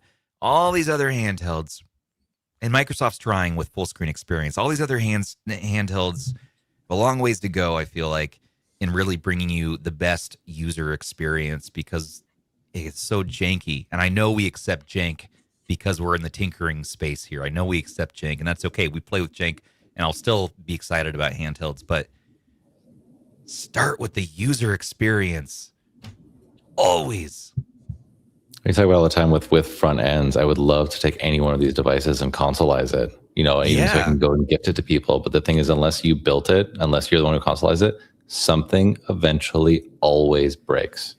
Yeah. Something eventually always goes wrong. And then you go hand that to somebody. It's like, why isn't this working anymore? This used to play DS, but now it's giving me this error message. What the heck is going on? Yeah. If dealing with the error messages and issues, it just takes you out of the experience. And it's like, nah, that's going in a drawer. I'm returning it or whatever it is, repurposing it maybe. I'm seeing a lot of mentions of the RP2 Plus, RP2S. Yeah, it was such a fun time in this hobby when the RP2 Plus was the main thing in the RP2. That was such a fun time because you lack a touchscreen, horrible experience, but there was such a focus on Retroid, you can tell they were trying really hard at that point to bring you something that was special. And there's not a lot of times where you really feel like, oh, this is special versus like, oh, this is a handheld that has the things that make a handheld. And then they tossed in a bunch of games and just tossed in stuff, hope for the best. There you go. You go buy that. Custom firmware people will figure that out in the community.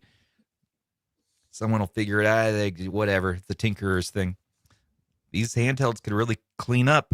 They could make some money if they just really focused on that experience. And that was like the main thing.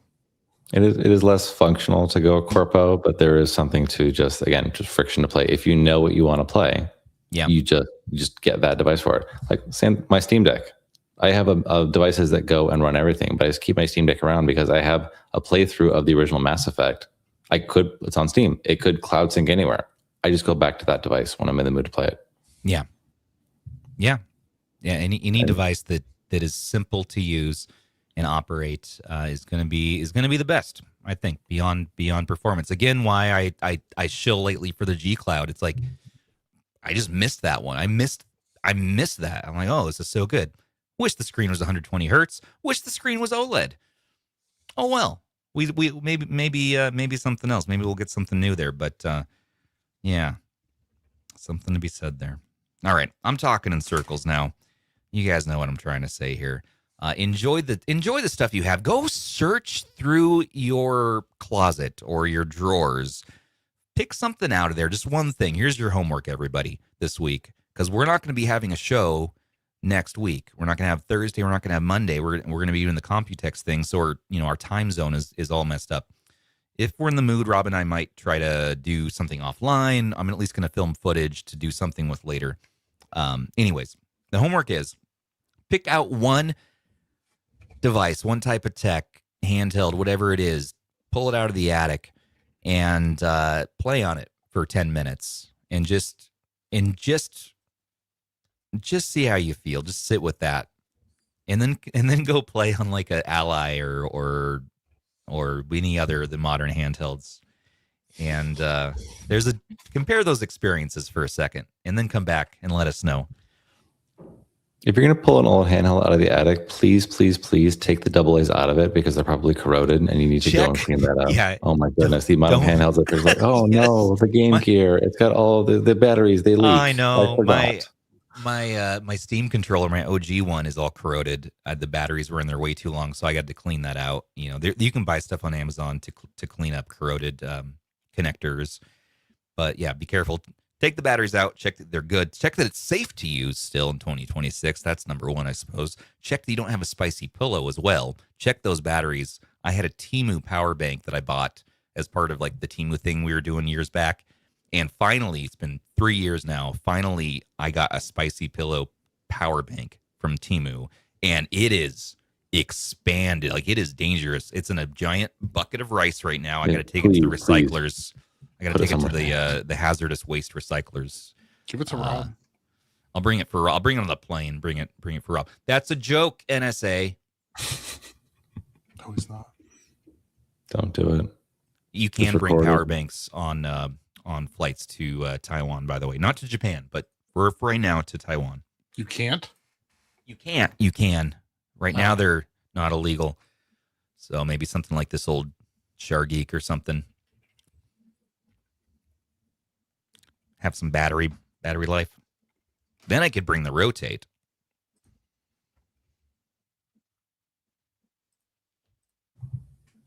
Well, Rotate. So that's pre-Computex. Tell us we're wrong. Point out every mistake that we made. But I am very excited to see what is going to be there. don't buy from Temu. That's my other spiel. They stopped being good after they gave away handhelds just for the cost of shipping. You know, yeah, and I bought from Temu that one time because we had that brief moment where they were selling crazy handhelds, $100 handhelds for like 10 or 15 bucks. Of course, that comes with a whole bunch of questionable things behind it. What's the motive? Blah blah. But to like do some of those deals, sometimes you would get other things. So I got like that power bank for like $1. I'm like, all right, what's the worst that can happen? Well, 3 years later, I got to take it to a very serious hazardous waste site and schedule time for that. Pretty sure you can just take it to Home Depot.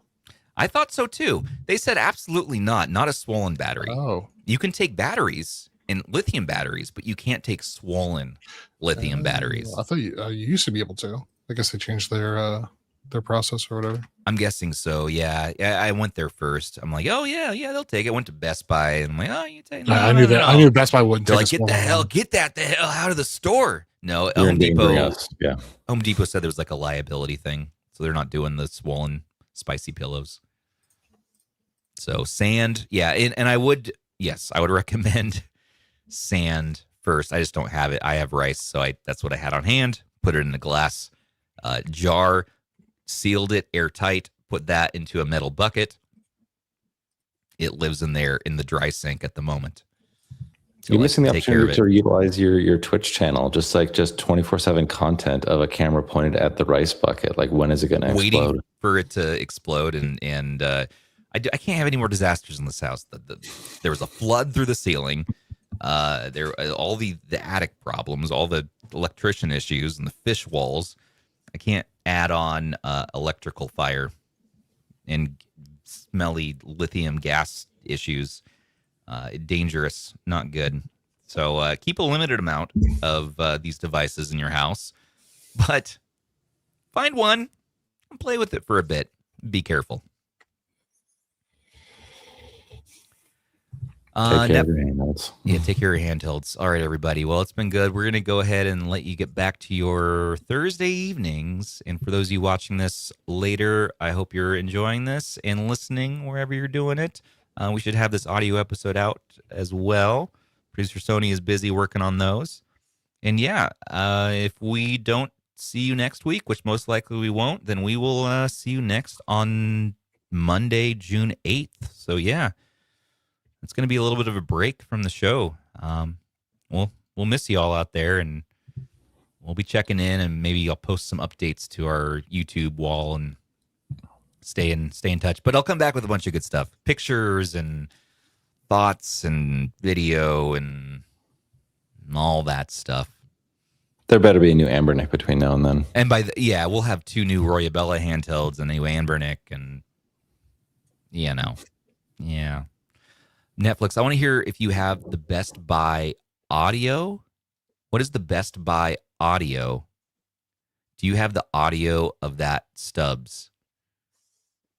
What? I don't know what that means. Explain to me in the comments later. All right, everybody. Well, let's go ahead and get out of here. Thank you for joining us. It's been good. Swell. We talked about a whole bunch of stuff. What are your thoughts on Computex? What about the new reveals? Comment, leave all your thoughts about all this nonsense we've been talking about tonight. Check out the merch store. Buy yourself a hoodie, buy yourself a sweatshirt, get some coffee mugs. Look at that tie-dye shirt. That's pretty fancy, huh? Need a new hat? Everyone needs a good hat. Wear a hat. And I want to thank you all once again so much for watching. Don't forget to like, comment, subscribe, and share.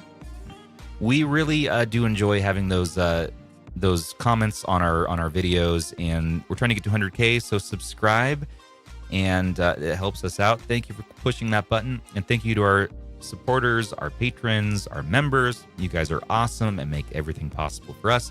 Perks with RH over here start for as little as $3 per month. Join us in our Discord to chat and play games. Check out Mr. Michael Benny over here, who is at Retro Lunch Time on YouTube, at Retro Lunch Time. And We also have Game of the Month about to start for the next month, and I think voting is definitely open now. So go vote for some games in the Discord so we can see what we're going to play next. But until the next one, this has been Stubbs on behalf of Andrew, Mr. Michael Money, and you all saying take care of those handhelds, check on your batteries, get a device out of the attic, and take care of each other. We love you. Good luck. Good luck on the flight. Good luck packing. Thank you, sir. Now I have not started packing, so that's my next thing. I only got the handhelds packed. That was the most important part. Buy clothes there. Do my laundry now. I should probably check into my flight too. Nah.